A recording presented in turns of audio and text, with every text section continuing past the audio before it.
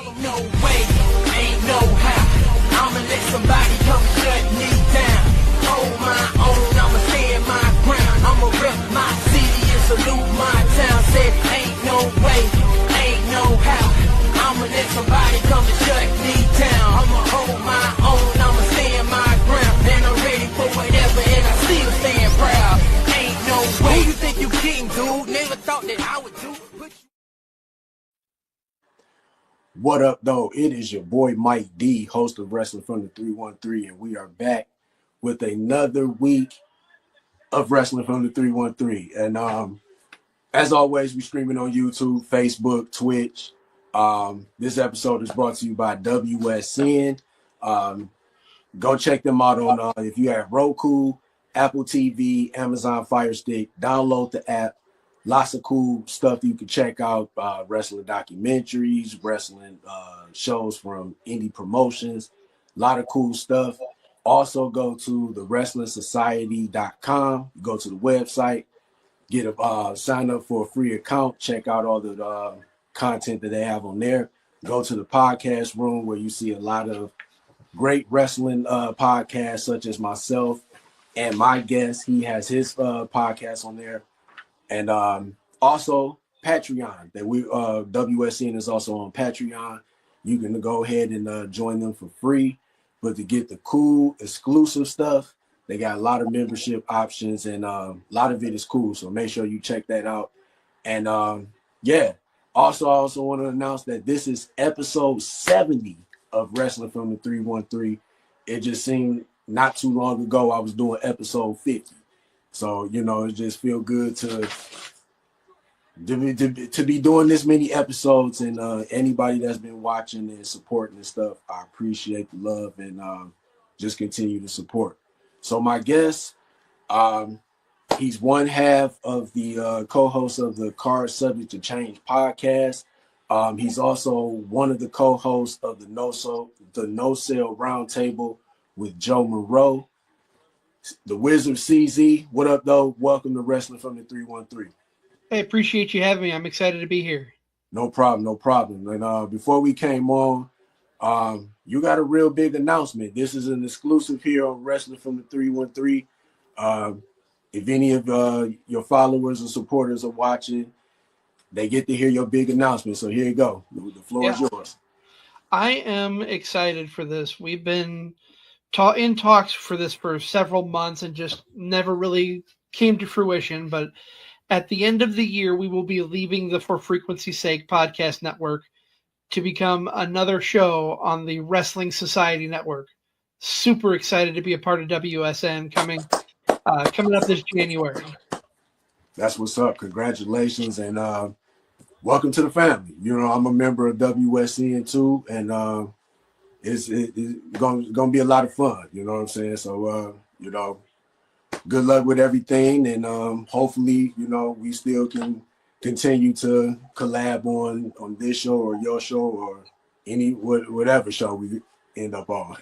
Absolutely, I'm excited. Yeah, I'm happy that we just told the powers that be at FFSQC that we're leaving this weekend, and so I figured I'd give you the exclusive announcement, and we're looking forward to a bright future. Always going to have a lot of love for Frequency's Sake. They were our first home. They gave us our beginning, Nick and I. So never going to have a bad thing to say about them. I love those guys. This was a chance and an opportunity to grow. Definitely. And hey, it's no problem there's nothing wrong with trying to grow and build your brand. Not at all. And I'm excited to do that. Definitely. So let's get things started. So for anyone who might not know you yet, how did you first get started in the podcasting and just in the wrestling community, period? So as far as the wrestling community, I've been a fan since I was a kid. I grew up in the Hogan era. The Mega Powers explosion is my first big memory of wrestling. Did kind of fall off for a couple different times for a few years, but I've always come back, always gravitated back. I've been a part of the independent wrestling community off and on for about 12 years now. I used to ring announce at a local company. Since the podcast has come into being, I have connections with a couple companies here in Iowa that are a couple hours away that we do things with. On occasion, we'll go out to their show, run a live before they get their show started. But as far as the start of Card Subject to Change, my co-host Nick and I have known each other for probably 20 years, I want to say at this point, maybe not quite. Oh, wow. We work in television together at a local TV station. Okay. And we became friends because of wrestling. We both shared the morning shift and would always talk about pretty much anything wrestling. I was kind of the go-to guy. I had, before the network came into being, WWE 24/7 through our local cable provider. Oh yeah, I remember that. So I would record everything I could, not just for myself, but for my friends that are in the wrestling community at my old TV station. So I say had because my copy of the collection got ruined somewhere in a move, so I don't have the DVDs anymore. Okay. Nick still has them all though. But we kind of grew apart for a little bit. Not maliciously, just life happens. We separated for a few years, and then I started working at my current job. I met DJ, who we refer to as the Tribal Chief over on For Frequency's Sake, because that's what he likes. Personally, I refer to him as All Ego DJ, but now one day he and I also became friends because of wrestling. And one day he said, "Hey, I've got someone who I've been talking about doing a wrestling podcast with, and I think you'd be perfect fit for him." And little did I know that it was Nick Bull, my co-host, that he was talking about. So he's like, "Do you know Nick Bull?" I'm like, "Do I? I haven't talked to him in years, but yeah, I know him." And pretty much the rest is history from there. We kind of talked about what our format was going to be and what the name of the show, and got the logo together, and it just kind of came together from there. That's what's up. And how long have you guys been doing the podcast? Our first episode dropped August 1st of 2022, so just over 3 years. Oh, wow. That's what's up. Yeah, that's about around the time that I started my podcast. Like, I want to say probably like April of 2022 or something like that. Yeah, so yeah, it's been a long time. It don't even seem that long, but it's been a grind, but it's been a fun grind. So I got no complaints. One thing Nick and I pride ourselves on is if we're not having fun, then we're going to stop doing it. And we've been having fun for the last 3.5 years, and I don't see it ending anytime soon. Definitely. I feel you. So I know you said you grew up watching wrestling in the Hogan era. Who were some of your favorites? That's tough. Hogan always was in my childhood years. As I grew into an adult and kind of knew who the person was, I kind of gravitated away. But definitely a big Macho Man fan. Jake the Snake has to be up there. His promo work. Everybody's yelling and screaming. And in a world where everybody's yelling their heads off, Jake is sitting there with that low rumbling whisper. How can you not like him? Yeah. I grew up in that same era too, and I was pretty much a fan of everybody. I mean, like you said, everybody was a fan of Hulk Hogan. That's who, was probably the first wrestler that everybody gravitated to because he was the star. He was the one that they was trying to build the company around or whatever. But it was just like all the characters.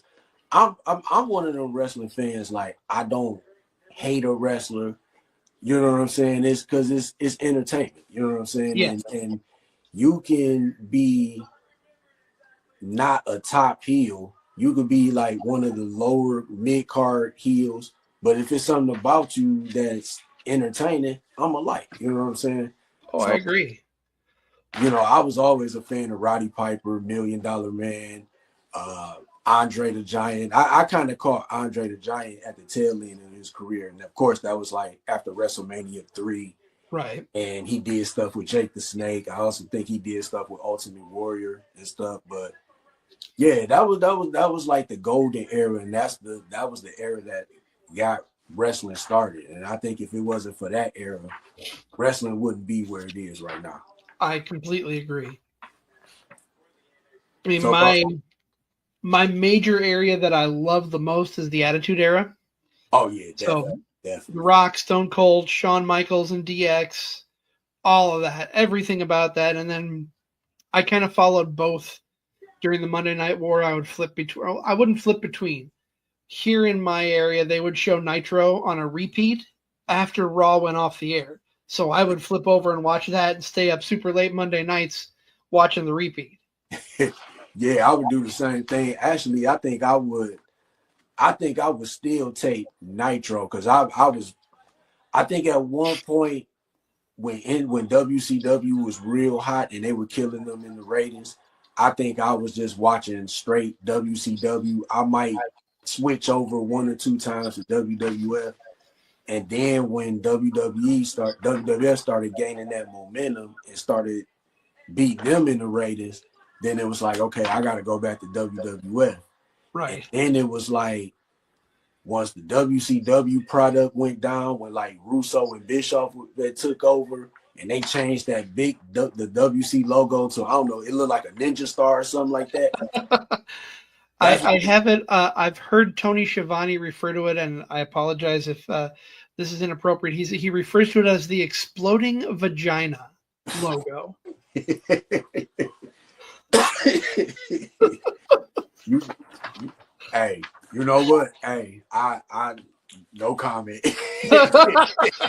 No comment at all. Kind of what I thought when I first heard it, but yeah, I can't unhear it now, and I can't unsee it whenever I look at that logo. Yeah, I don't even know why they changed it. Like that was like the worst logo ever for a wrestling promotion, in my opinion. Kind of reflected the time they were in, though. You know, the Yeah, period where everything was going downhill. yeah, pretty much. I think a lot of things. I think everybody can like count on their hands all the stuff that killed WCW. But I Yeah, would say honestly, the one thing that I think killed WCW when Eddie Guerrero, Dean Malenko, Chris Benoit, Perry Saturn went over to WWF, all on top of the Big Show and Chris Jericho.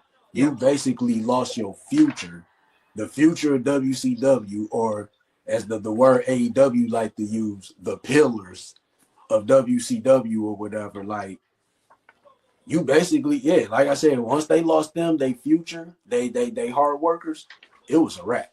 I agree. I agree. And I think they saw the writing on the wall. I think they knew they were never going to be put into that big star role just Yeah. because of the way WCW was run. And it's unfortunate because they all deserve to be there, as they proved when they went over to WWE. Oh yeah, definitely agree. So your show covers wrestling past, present, and future.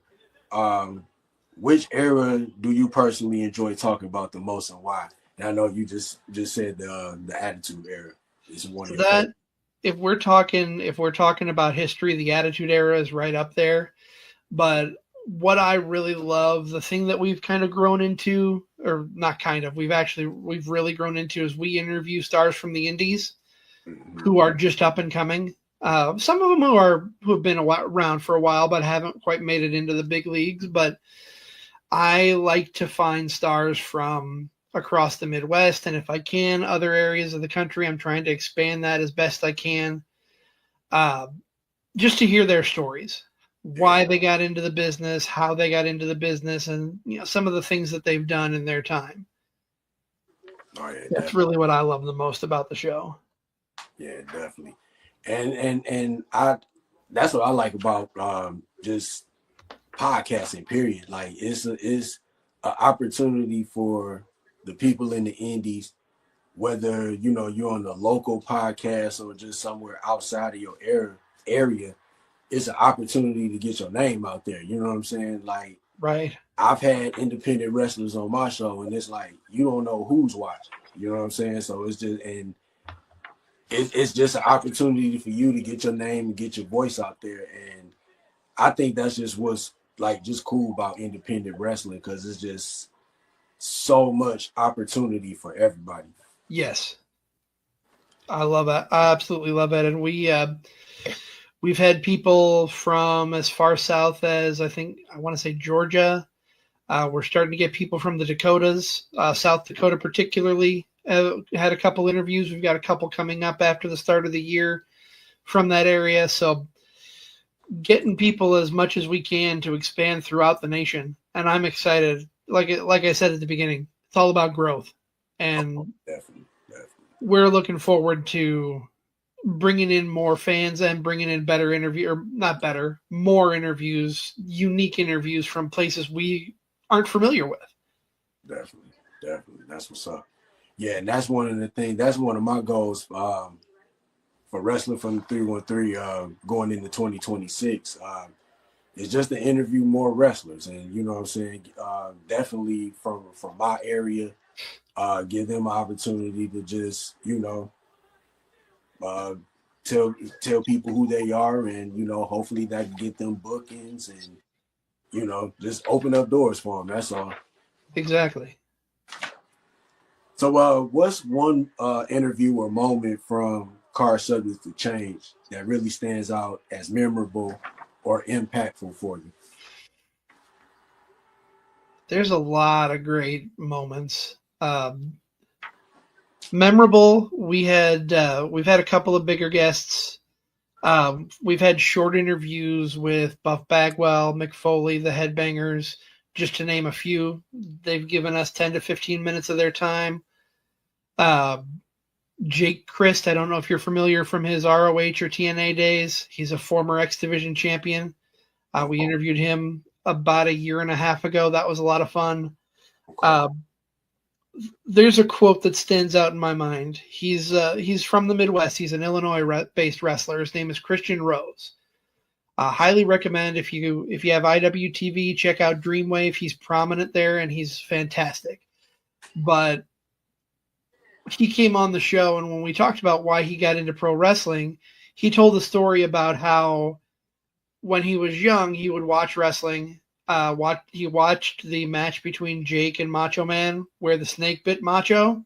Oh yeah, I remember that. And he says, I want to do that to his mom. And his mom goes, what, you want to be like the Macho Man, walk around going, oh yeah. And he goes, no, I want to be the one throwing snakes at people.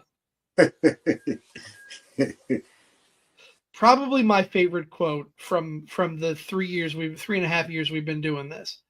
I don't know. It's hard to pick though. There's so many good memories that we've had. It's kind of hard to narrow down, but definitely meeting, legends like Foley, like Bagwell, things like that stand out. But the local guests as well have given us some gems that stand out to me also.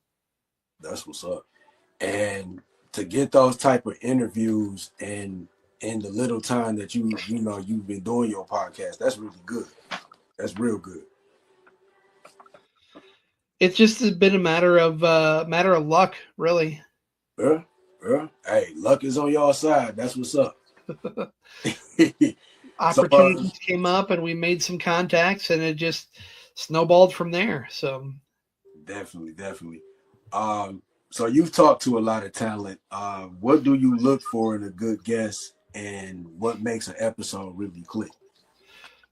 Stories. If someone is a good talker and they have a lot of good stories, that's really because we can sit down. We try and keep things around an hour just to be respectful of everybody's time. Mm-hmm. If the hour goes by fast because the guest was sharing a lot of information, that's a really good episode.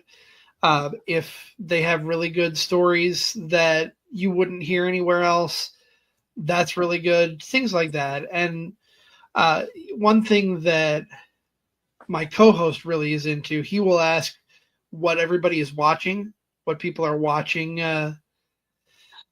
Shout out to the Brothers of Discussion podcast. They're helping us get up to 1,200 followers. So I think we're almost there last I checked. Oh, that's what's up. That's what's up. Congratulations. And yeah, shout out to Brothers of Discussion podcast. And also Jesse James left a comment on there too. Shout out to him. What's going on, fellas?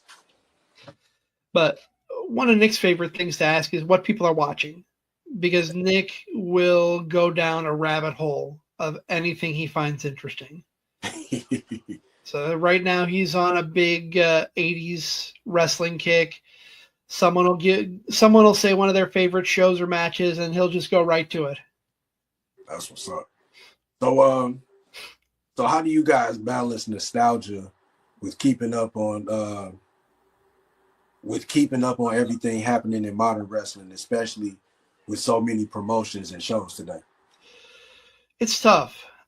We try and we're running a show called The Kickout for a short period of time. We got about 40 episodes, and then it just kind of fell off because of time. But we would discuss current product and just general discussion topics that would come up and be relevant at the time of the show. We have been reviewing pretty much every major pay-per-view between AEW and WWE. As we go into 2026, we're going to lessen that a little bit, because we want to focus not only on the interviews, but more on just discussion topics. Some of the episodes we've done that cover like nostalgic things, we've reviewed several older shows, like off the top of my head, Slamboree 2000, SummerSlam 92. Every winter we have what we call our ugly sweater party, where we pick one of the worst pay-per-views. This will be the third year we've done it. So that's coming up here actually next week on Sunday for us. But with that, so far we've looked at December to Dismember, which is one of the most awful pay-per-views. I will never sit through it again if I don't have to. Was that the WWE ECW version? Yes, with the Hardcore Elimination Chamber. Yeah. I remember that. Bobby Lashley won the ECW title, didn't he? I believe so. I think so. Yeah. Been a couple years since I've watched it. Like I said, if I don't have to go back to it, I probably never will. Yeah. Last year we talked about 95 King of the Ring. That's the one where Mabel won the King of the Ring. Oh yeah, I remember that. Yeah. This year we're kind of going with an independent show. It's called Heroes of Wrestling. You can find it on YouTube. Okay. The way Nick's presented it is, don't read anything about it. Go watch the show, tune into our review for it, and after you watch the show is when you want to read up about it, because you want to see the train wreck before you dig into it. That's what's up. So real quick, and I know you co-host the No Sale Roundtable with Joe Monroe. Shout out to Joe Monroe. How did that come about? So I met Joe through Crander Q, Friends of the Squared Circle. Shout out to Crander Q. Indirectly, and Joe and I just, we've chatted about wrestling for, I think it's been about a year now since I was introduced to him, and he just one day invited me on one of the roundtables, and I would keep coming on every couple of weeks whenever I was available, and he just decided. He just asked me one day, "Do you want to be the permanent co-host?" And I'm like, "Absolutely, whenever I'm available." Which I haven't been for the last month or so because my Fridays have been a little booked. Okay. But I'm looking forward to getting back on with Joe.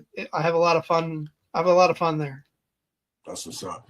Yeah, because I noticed you guys, y'all have a lot of discussions on like the territory days, like the NWA days and stuff like that, which is interesting. So who has more of the background and the knowledge of that? Is that more of you or more Joe? Or is it kind of like in between?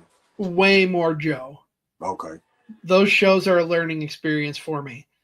I will do a little research if I have time, and then I just kind of absorb and chime in whenever I can. Yeah, because it's just so much history in wrestling. Like like the NWA, like those NWA days, there's so many territories and stuff. It's just like, where do you start? You know what I'm saying? Right.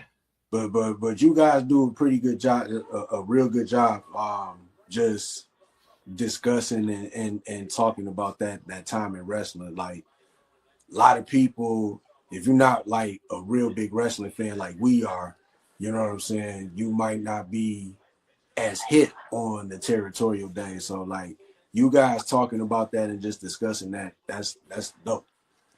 And Joe has been he did it for a while and then kind of stopped, but he started back up again doing a history of wrestling on Yeah, his YouTube channel. yeah, Highly recommend checking those out because he's got a lot of knowledge and shares it about a lot of different places. So it's worth your time. And they're not long episodes. I think yeah, 15-20 minutes is all he does for those. yeah, Definitely worth checking out. yeah. And I think that's the one cool thing about podcasting and just having like wrestling discussions and stuff like that, like and just meeting people in the wrestling community. Like everybody's different, you know what I'm saying? But everybody is not. There's no right, there's no wrong, you know what I'm saying? Because and then it's like you can learn from different people. Like you can learn from Joe because of his knowledge of the territorials, and he can learn from you. If you are more knowledgeable on the Attitude Era or the golden era more than he is. So it's just, I think that's pretty cool with just the wrestling community. Period. I agree. There's so much you can learn and get to know from the wrestling community as a whole. That's one of the big reasons we do the interviews, like I said, just to learn more about wrestlers and things that they grew up watching, things that they enjoy in the wrestling world. Definitely, definitely. So, what's one topic or storyline in wrestling you could talk about for hours and never get tired of? Ooh. That Ooh. sounds like a lot. Yeah, there's probably a few.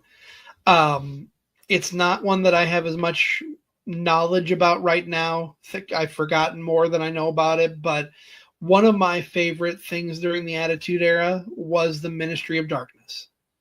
Yeah, yeah. Up until it became the corporate ministry, then it kind of got a little iffy, but yeah.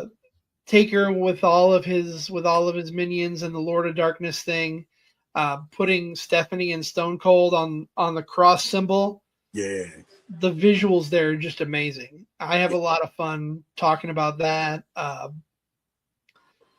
That's the big one. Obviously, recently the Bloodline has been a big thing. I know we talked quite a bit about that as everything was unfolding on Card Subject to Change. That was a lot of fun. We even did, we called it a biopsy, a Bloodline biopsy a couple years ago. Right. Just kind of running down. We did this just after Sami Zayn turned. I think it was right before the Elimination Chamber match between him and Roman. Okay. Is when we did that. So that was a fun episode too. That's what's up.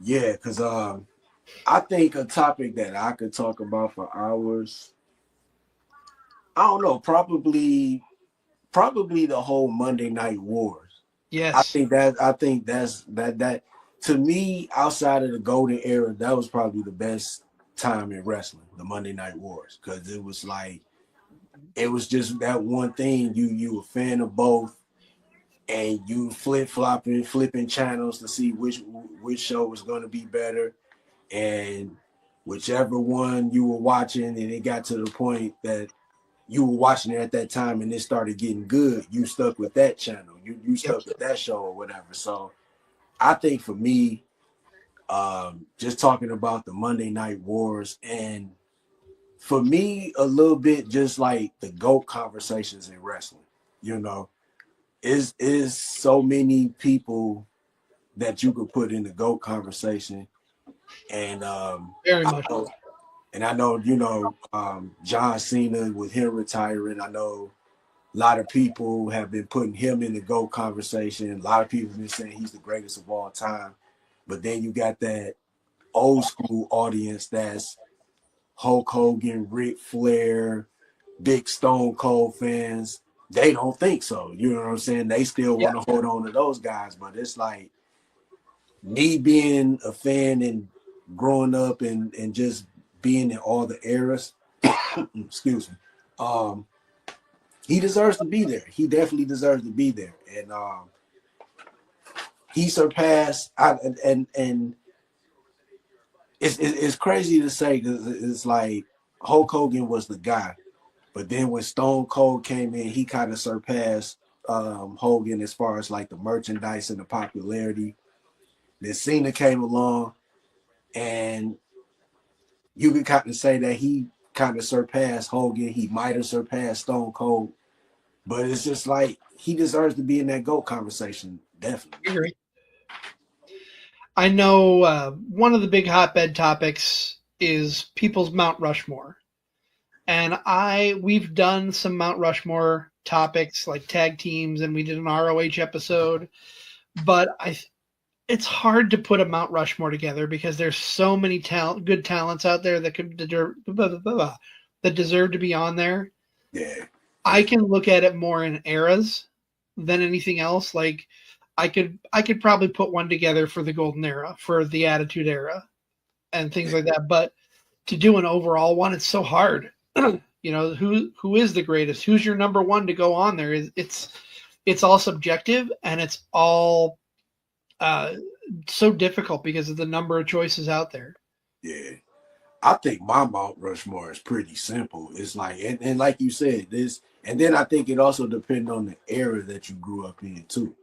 You know what I'm saying? Because like for me, Ric Flair, Hulk Hogan, The Undertaker, and I would say Stone Cold Steve Austin. It's a great list.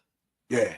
I would say Ric Flair, just being a 17-time world champion. Well, and from what they say, he's been a world champion at least 21, 22 times or whatever, but WWE only counts 16. Right. You could put him on there. Hulk Hogan, just for what he did for wrestling overall. Undertaker, because of the longevity. And I think Stone Cold, just because like he was that star that kind of put that rocket on the Attitude Era. You know what I'm saying? Oh, for sure. And I think, like I said, even around that time when like TV was changing with like Jerry Springer and stuff like that, when he made that character change to Stone Cold, like he became big in pop culture also. Like Stone Cold was doing ESPN commercials. He was on that show, was that Walker, Texas Ranger? Yep. Yep, he was on there. And he was big too. So I would definitely put him on there, but you could also put The Rock on that list. You could put Bret Hart. You could put Shawn Michaels, Triple H, Randy Orton, Edge, Bruno Sammartino. It's a lot of guys that go on that list. Yep. So I think, like you said, a lot of people's Mount Rushmore is really just based on who their fan does, and like I said, opinion. Oh, without a doubt. It's fun to discuss, but it's hard for me to put pen to paper and decide who I would put where. Yeah. You mentioned Stone Cold being big in pop culture. That's one thing that I've always been amazed with the Austin 316 shirts and the NWO shirts. Those went beyond wrestling. Yeah. You couldn't go to a school back in those days without seeing both of those shirts floating around somewhere. Yeah. And definitely DX, they shirts were big. And when The Rock started getting real popular too, the Layeth the Smacketh Down t-shirts and Yep. I think the Just Bring It t-shirt, those were big back in the day too. Very much so. Very much so. And then another reason why I say that guys like Stone Cold and guys like John Cena kind of surpassed Hulk Hogan, their movies were better too. Their movies were better. Like for real. I think the best Hulk Hogan movie was probably No Holds Barred and Rocky 3. Okay. To me, those were the best ones that that were kind of like serious, or you can kind of tolerate. You know what I'm saying?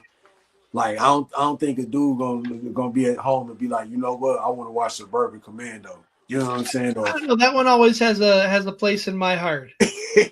Maybe way more so than Mr. Nanny. That one was a little Mr. bit. Nanny, yeah. And a lot of people, and I know you probably know this. The Undertaker was in Suburban Commando too. Yes. He was the one of the little bodyguards that never talked.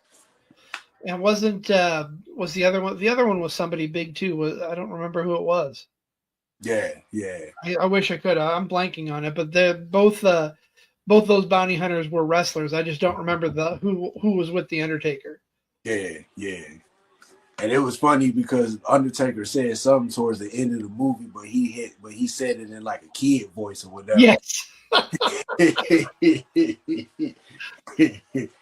But that just show you, like, man, Undertaker he's been around for a long time, and not just in WWF, but in WCW. He was what was it, Mark Callis?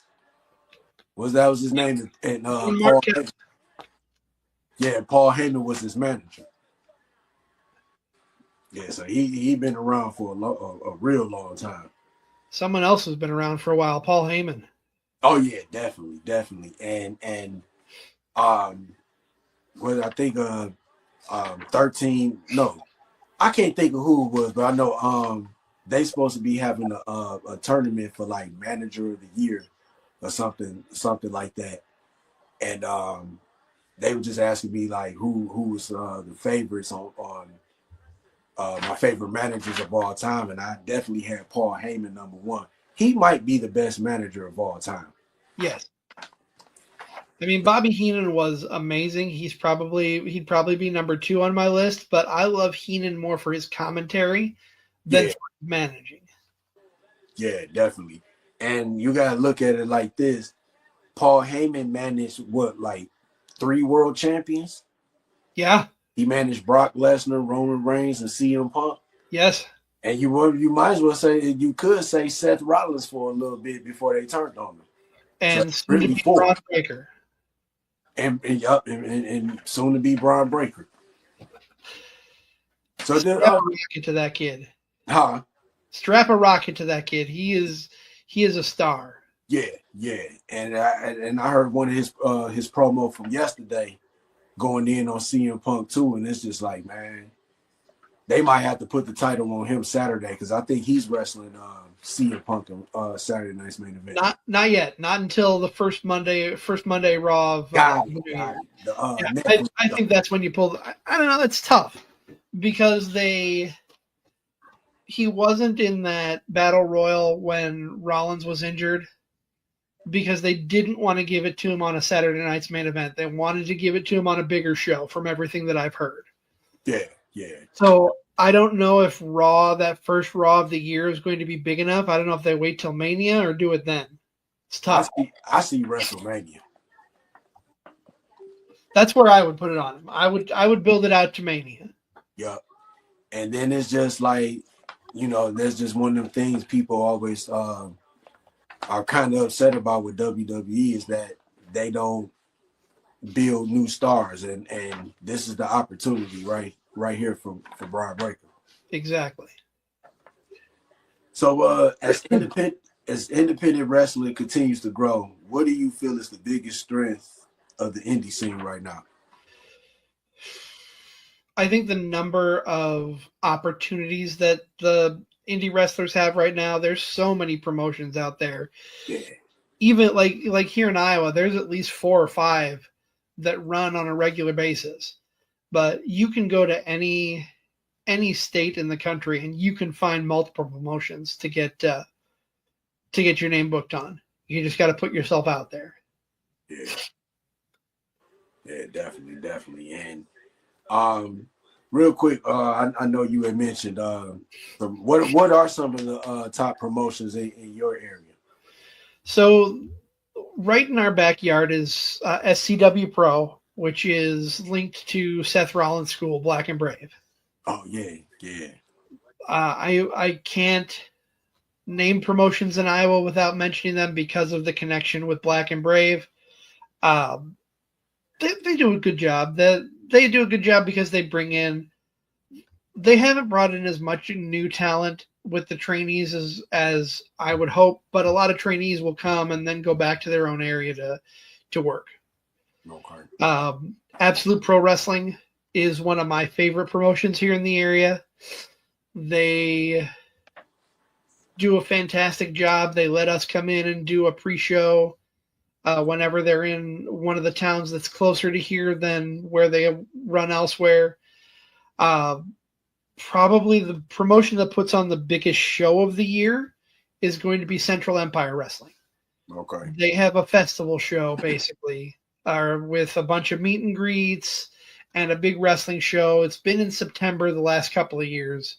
Not sure where it'll fall next year, but brought in names like Scott Steiner, Jake the Snake, Buff Bagwell. Those were a couple of years ago. Last year, Godfather was there, Jacqueline, and then some veteran talents that like Frankie Kazarian was there.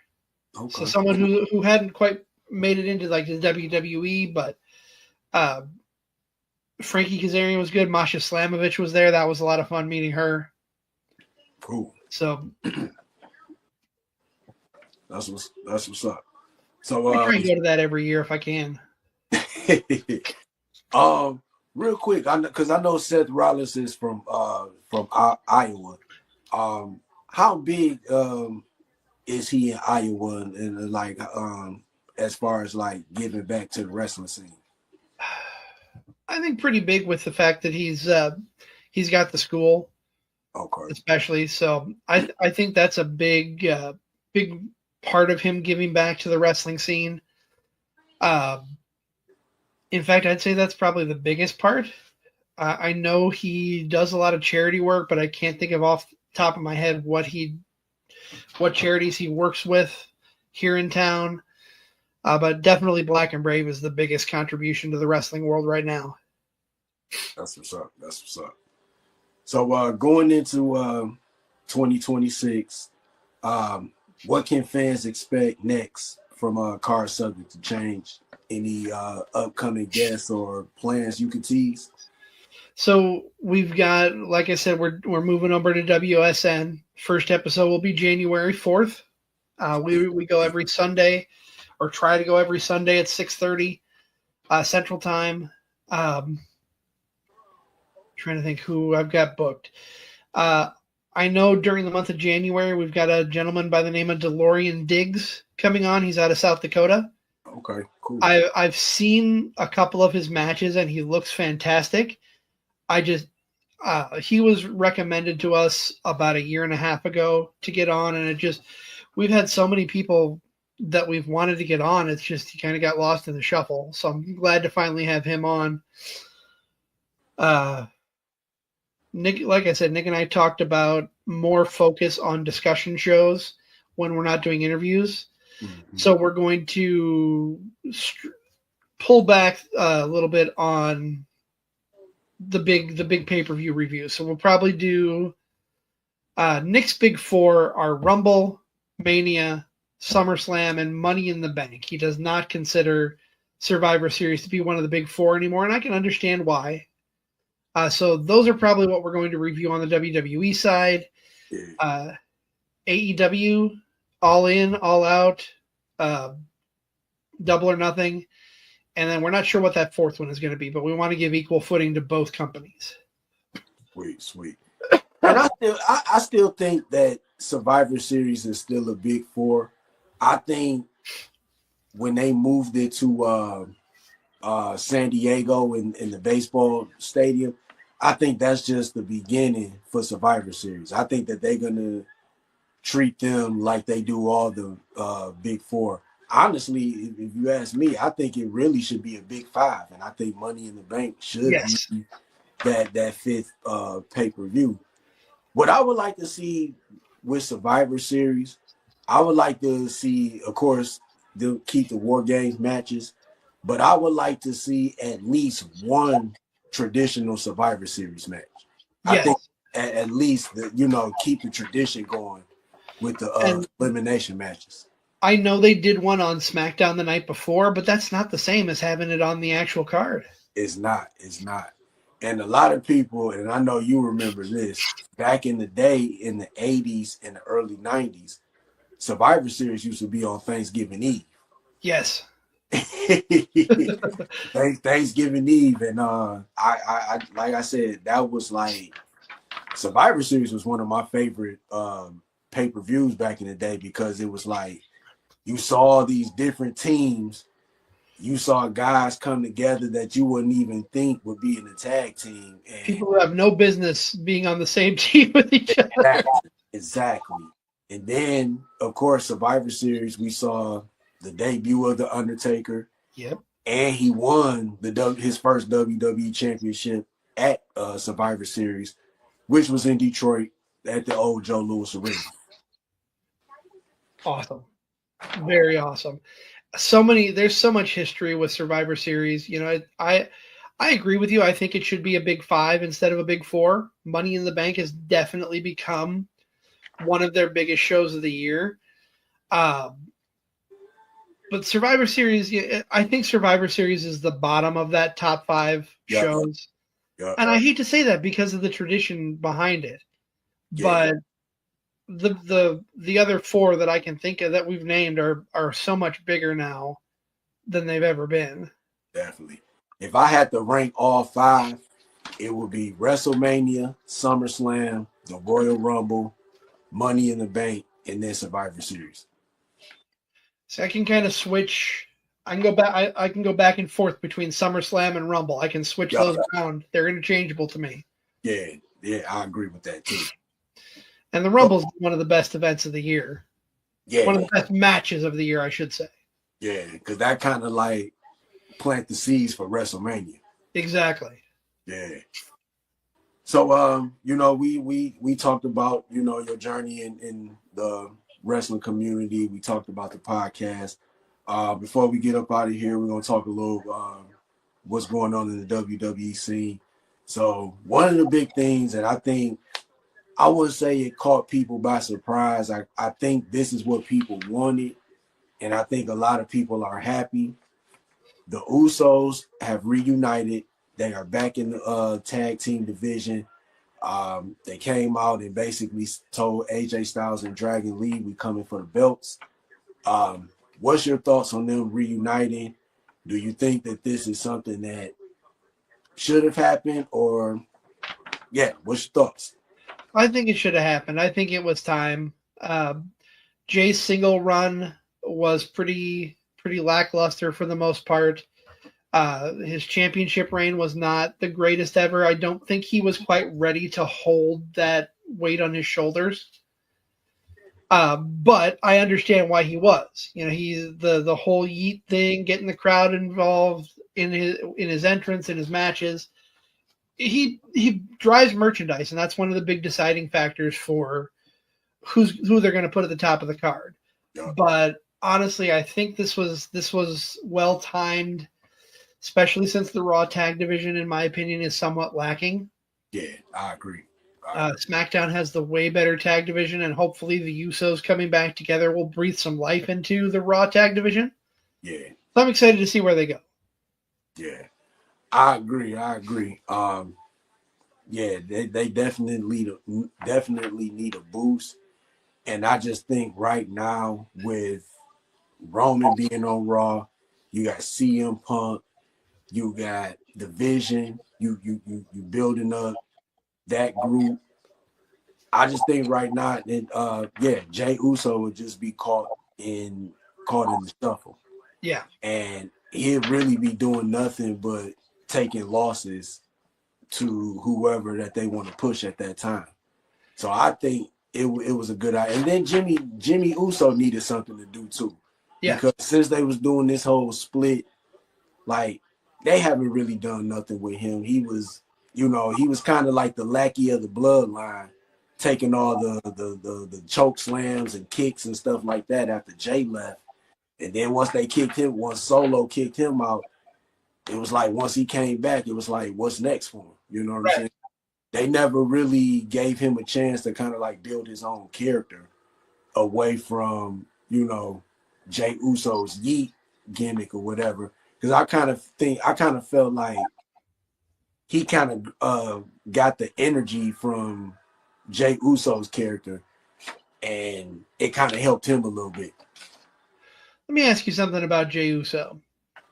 And going back to War Games, what was your opinion of him rolling back his entrance music in the middle of the War Games match? It was funny, but I didn't think it was necessary. I didn't either. It wasn't necessary, especially at that time and what was going on. Like, come on, you got Brock Lesnar on the opposite team. You need to be taking this serious, bro. And then while he was doing that, that's when Brock's music came out. But yeah, I think it didn't need to happen. And you could kind of tell, like, when that happened, that I wouldn't say that was the end, but I think people was fed up with Jey Uso. I think you're right. And I'm sitting here, I'm watching it, and I'm thinking, when he does the little roll it back thing, I'm like, you're in the middle of a match where everybody is kicking the crap out of each other with weapons inside a cage, and you're gonna roll back the Yeet music? Come on. Yeah. But you know what? I think that his gimmick is going to fit good with his brother. Yeah. You know what I'm saying? And I think that they'll be all right as come reuniting as a tag team.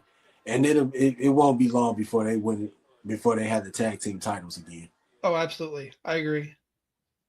So let's talk about this Saturday. And if you think about it, the last 4 weekends has been nothing but wrestling. Like we had AEW, and after AEW had their pay-per-view, it was Survivor Series. Mm-hmm. Last week, NXT had their pay-per-view. Now we got Saturday night's main event. This episode is going to have John Cena's last match, and it's also going to have a real nice NXT presence. Oba Femi's going up against Cody Rhodes. Sol Ruka's going up against Bayley. Javon Evans, and what's the X Division champion name? Leon Slater. They going up against AJ Styles and Dragon Lee. That's going to be a fantastic match. Definitely. So it's going to be a big NXT presence. Do you think that this is just the showcase for the guys they about to call up? I think a little bit. I was a little surprised that Oba won back the NXT championship, not because he doesn't deserve it, but because I've had the feeling he was going to get called up pretty soon. So maybe he loses it again here in the next month or so. But no, I think this is a showcase of people that are on their way up into the main roster. Yeah. And Ruka, her finisher, that flipping cutter. Oh my, that is one of the best finishers out there today. Yeah. And I've been in past couple of months, that's all I've been reading is that they high on Oba Femi.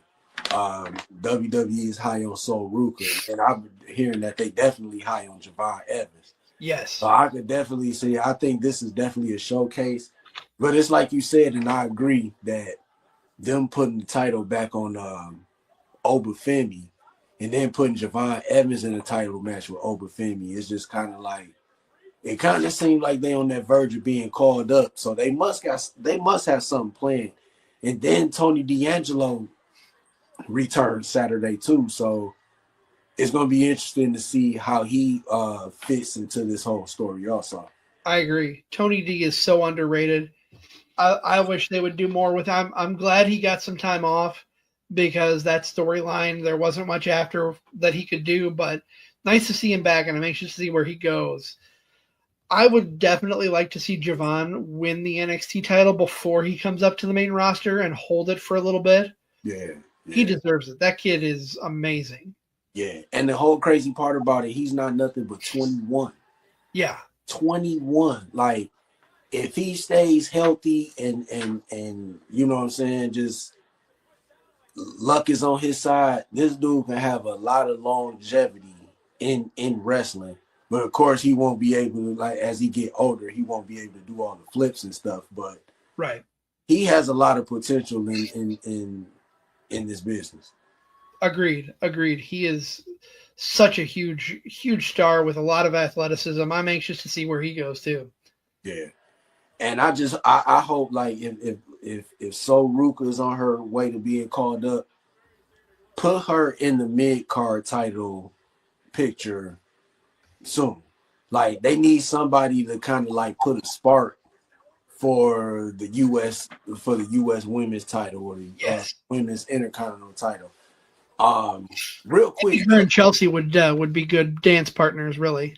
yeah, I think her and Chelsea would be better, because I think right now they're doing the whole thing with Maxine Dupree and Natalia, her training in the dungeon. Real quick, what do you think about those vignettes? I don't know what to think of them. They're pretty interesting, and it gives Maxine something to do while she's not on air defending the title. Kind of shows her, coming into her own a bit and building up her repertoire in the ring. So I don't mind them. I think they're decent. It just, I don't know if it's something that I kind of tune in on when they're on, like fully focus. You know what I mean? Right. Yeah. So I think that her, when she finally comes back on the show and defends the title or have a match, I think we're gonna see a totally different Maxine Dupree. And I hope that this Natalia that we've been seeing, like, out in the indies, was that blood sport and stuff like that. I hope they put that version of Natalia on the main roster. I'd be all about that. Yeah, she deserves it, man. You know what I'm saying? And I know that she been kind of like doing the whole family thing, keeping the heart tradition going. But it would be cool to kind of see her in a different gimmick. Right. I completely agree. So our last topic, we're gonna talk about of course, the match of the night on Saturday, Gunther versus John Cena. This tournament, man, I didn't really think it was needed. No. I didn't think it helped anybody. If it helped anybody, I would probably say somebody like Javon Evans or Carmelo Hayes, because it gave them opportunity to kind of, it gave them opportunity in the ring and stuff like that, and kind of showcase what they can do. But I also think it hurt guys like Jay Uso and LA Knight, because they took another loss. You know what I'm saying? It's just like they just kept taking losses and losses. And even though LA Knight went to the finals, the way he just got beat by Gunther, it was just like, man, they could have put Sheamus in the finals. And, or I know Sheamus, they got injured or whatever, but they could have put somebody that, if they got beat, it wouldn't hurt them as much. I can agree with that. I definitely think that LA Knight has been hurting a lot with where they've been booking him. He's just not coming across strong, and he is a man who should have the world championship around his waist at some point before he retires. Yeah, I agree. I definitely agree. And it's, I don't know why they can't get it right with him, because it's like he already come off a little bit as a mixture of The Rock and Stone Cold. Yep. And it was like they gave him that momentum, but I think they kind of hurt his momentum when he was the U.S. champion, and they let him lose to Nakamura, and then 2 weeks later he got the title back, and then lost it a couple months later at WrestleMania. You know what I'm saying? And then it was just like, it was just kind of hard for him to get that momentum. And then it was like they would show, like they would flirt with, like, okay, we gonna build him back up, but it seemed like every time they did it, they brought him back down. And it's sad to watch, because the fans have always been behind him, and the machine just isn't. Yeah.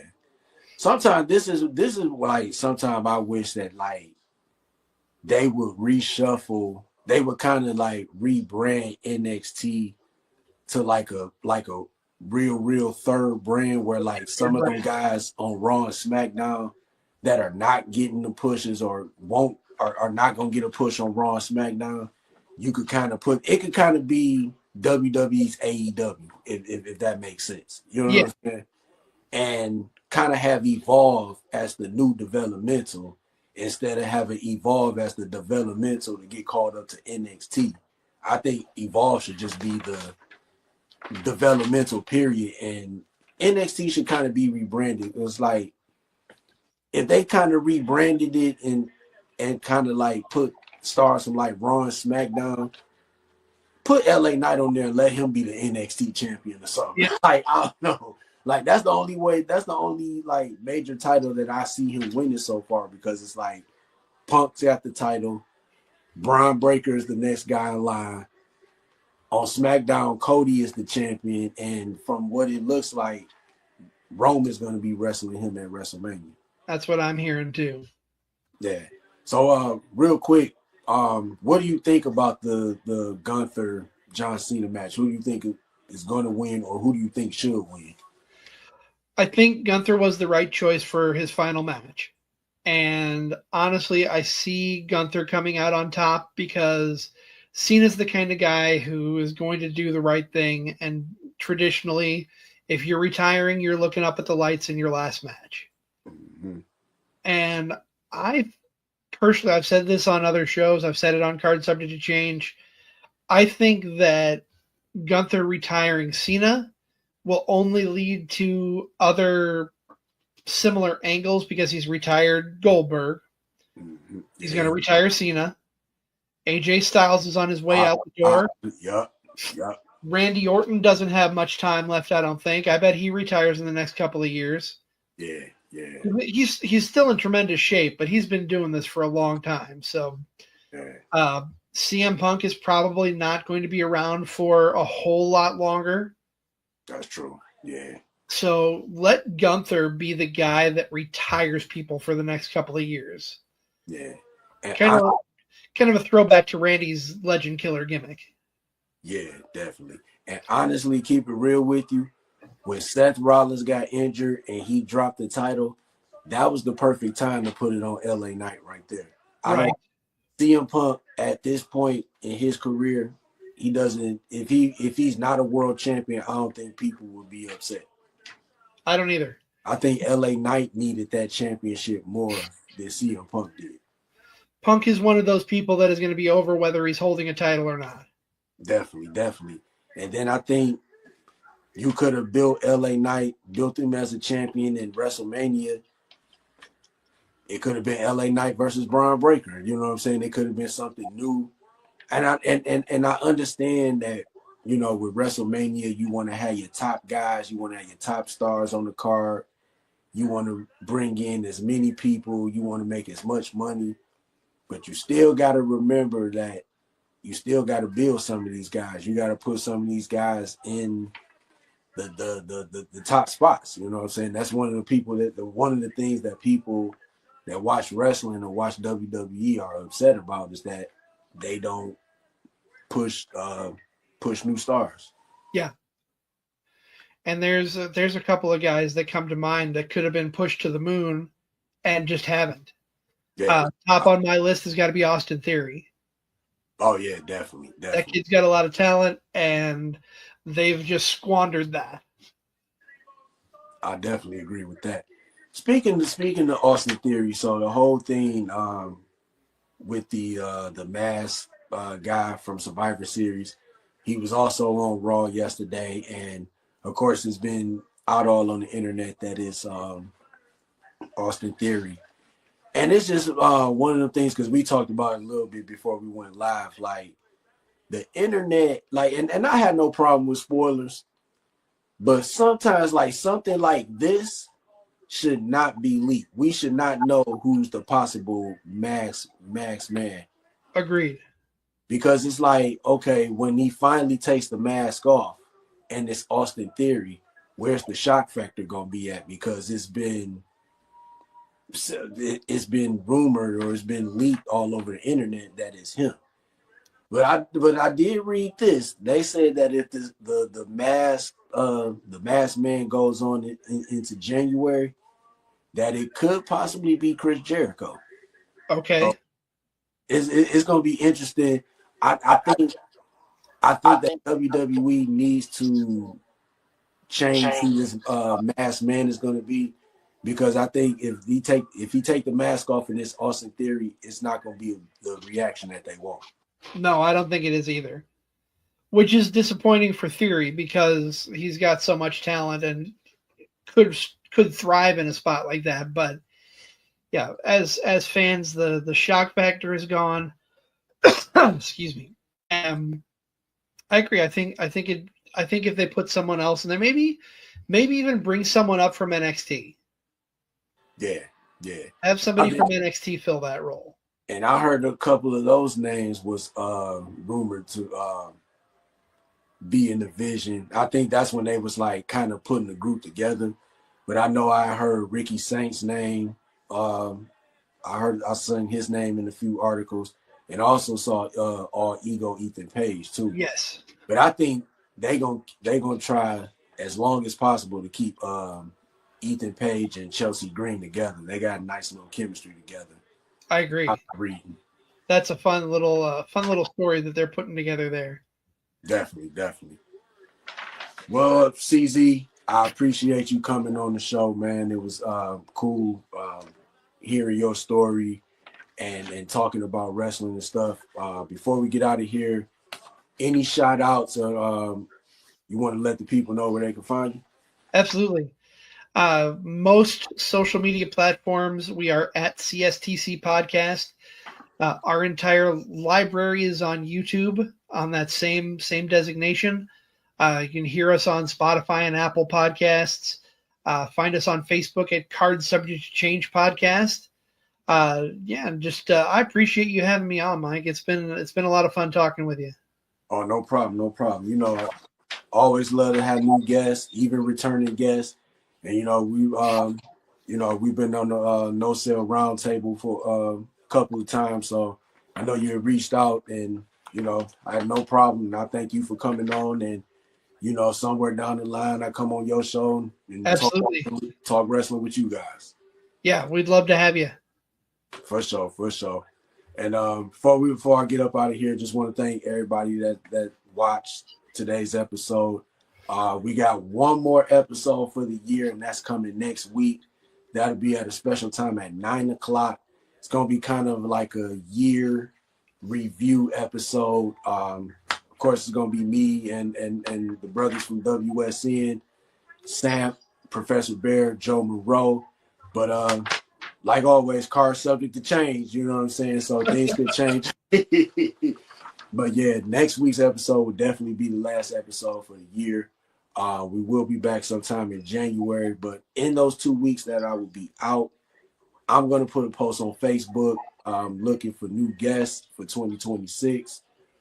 So you want to be a guest on Wrestling from the 313, just go to Facebook. Just look out for Facebook. That post will be coming up soon, maybe within the next couple of days or so. Get that started for 2026. I'm excited. Have returning guests, have new guests, and just really, just make it happen here in this wrestling in the IWC. So for my guests, the CZ, the Wizard, I am Mike D for Wrestling from the 313. I will see you next week. Be safe out here. If you out in the cold, be warm.